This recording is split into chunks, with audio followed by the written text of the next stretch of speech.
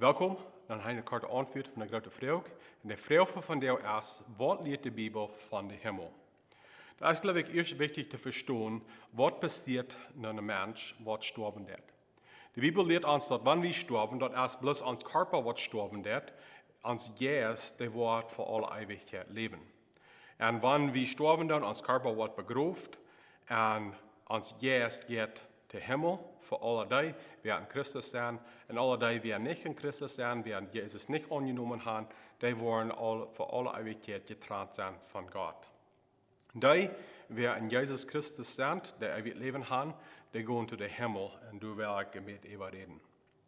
So, was ist der Himmel? Das Wort Himmel wird gebraucht von alles, was boven uns ist in der Bibel. In 1. Mose Kapitel 1, 1. Vers sagt, am Anfang macht Gott Himmel und Erde. Und hier redet er nicht von dem Himmel, wo er wohnt oder leben wird. Er redet von der Luft, was über uns ist. Der zweite Weg, was wird gebraucht, ist, das ist, wo Gott nu ist. Das ist sein Platz, wo sein Thron ist. Das ist, wo er geistlich regieren wird über das Universum.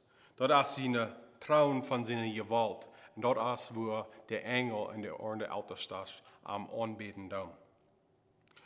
Das ist auch eine Stadt, wo alle, was nicht sterben, hingehen. In der Bibel nennt das der Paradies. In Lukas Kapitel 23 lesen wir, wo Jesus den Mörder besiegt am Krieg besiegt am Versprechen, dass von der wirst du mit mir im Paradies sein. So, das ist eine Stadt, wo wir hingehen, wenn wir sterben. In 2. Korinther Kapitel 5, das 8. Vers sagt, wir sind aber ganz getrost, wir wurden viel Leben ans Körper verloren und Tüß beim Herrn sein. So, wenn wir ans Körper verloren, wir sind Tüß beim Herrn und dort nennt sich der Paradies. Aber die Bibel lehrt auch, dass der Wort noch eine Himmel sein. Dieser Paradies wird nie erst, der wird verschwingen, wenn Gerechtstag kommen wird, nur der Gerechtstag, der wir an Christus stehen, der wollen noch nie der Himmel, was Gott merken wird, für alle Ewigkeit mit Gott leben. Offenbarung Kapitel 21 lehrt uns viel von diesem neuen Himmel. Das lehrt uns das in der ersten Vers. Und ich sage, ein neuer Himmel und ein neuer Erde, weil der erste Himmel und die erste Erde verschwungen. Und du hast auch kein mehr. So wir sehen hier, dass alle, die wir in Christus gestorben sind, die wir in Gerechtstag in Christus gefangen sind, die wir ernommen in das Lebensbuch gefangen sind, die wollen in diese nie steht, was Gott gemerkt hat, leben. Dann der nächste Vers, der zweite Vers sagt, dann sage ich, Johannes, der heilige Stadt, dort nicht Jerusalem, von Gott aus dem Himmel raufkommen, eine uitgestromde Brut reit für ihren Mann. So das ist, dieser neue Himmel wird aber nie Erde sein. So diese Erde, wo wir nie wohnen, der wird verkommen, der wird verschwingen, wenn Gott zurückkommen wird. Und eine neue Erde wird gemerkt, und der neue Himmel wird ab dieser neue Erde sein. Aber das beste Ding von Himmel ist, dass wir wollen, dort kriegen, zu Wort wie unsere Hoffnung gestaltet haben. Und dort ist, dass wir wollen ewig Gemeinschaft haben mit Gott. Und dort ist zu Wort wie uns alle freuen. Der nächste Vers, der dritte Vers sagt, und ich hier eine laute Stimme von Himmel sein, kicke mal, nu ist Gott seine Wohnung manche Menschen.